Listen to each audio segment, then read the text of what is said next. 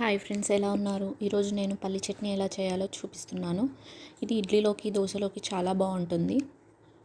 కావలసిన ఇంగ్రీడియంట్స్: పల్లీలు, గుండు మినపప్పు, శనగపప్పు, ఇవి రెండు 1 టీ స్పూన్ తీసుకోండి. పచ్చిమిర్చి, జీలకర్ర అండ్ 3-4 వెల్లుల్లి రెబ్బలు తీసుకోండి. అండ్ దీంట్లో కొత్తిమీర, పుదీనా వేసి చేసుకుంటే చాలా బాగుంటుంది.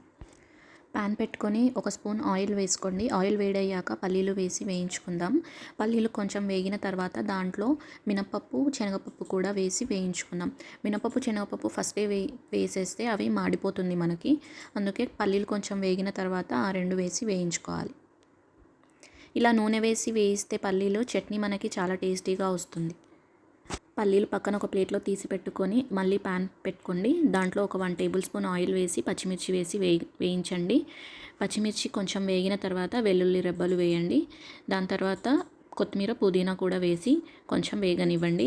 లాస్ట్లో 1 టేబుల్ స్పూన్ జీలకర్ర వేసి వేయించి పక్కన తీసి పెట్టేసుకోండి.